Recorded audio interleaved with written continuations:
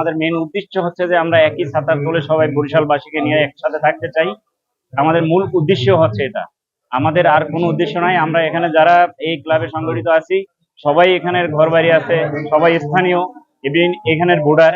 এই হিসাবে আমরা ঐক্যভাবে আমরা এখানে একসাথে বরিশালবাসীকে সাথে নিয়ে আমরা একই সাথে পথ চলতে চাই। এটাই আমার মেন উদ্দেশ্য। আমার এবং আমাদের এই ক্লাবের উদ্দেশ্য, অনেকে আমাদের এখানে দাবি করেছে যে আমাদের একটা কবরস্থান নাই, আমরা এখানে কবরস্থান সেবামূলক যে কাজগুলো আছে আমরা এই সেবামূলক কাজগুলো এখান থেকে করব।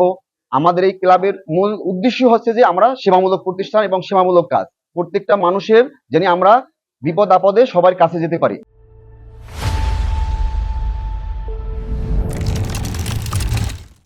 আমাদের গাজীপুরে যারা বসবাস করে, আমাদের প্রায় 12 লক্ষ লোকের বসবাস যেখানে গাজীপুরে, সেখানে আমরা চাচ্ছি যে আমাদের বরিশাল মানুষ একটা প্ল্যাটফর্মে আসবো, যে প্ল্যাটফর্ম থেকে একে অপরের বিপদে আপদে পাশে থাকবো।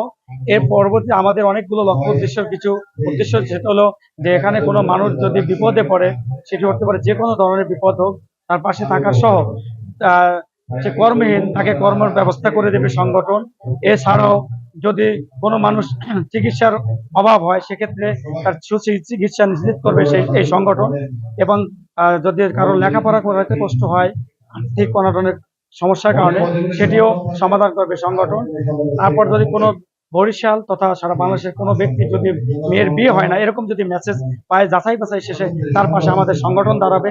এছাড়াও আমাদের এই সংগঠনের অনেক লক্ষ্য উদ্দেশ্য আছে, যেটি সারা দেশে মানুষকে নিয়ে কাজ করবে। যত ধরনের সেবামূলক কাজ আছে, এই সেবামূলক কাজ করার উদ্দেশ্য নিয়ে এই বরিশাল ক্লাবের আজকে আত্মপ্রকাশ। এবং এটি একটি আমরা মাইল ফলক যে মে দিবস, 1 মে দিবস উপলক্ষে আমাদের এই আজকে আত্মপ্রকাশ আমরা করেছি। 1000 সদস্যদের নিয়ে আজকে আত্মপ্রকাশ ঘোষণা করা হয়েছে।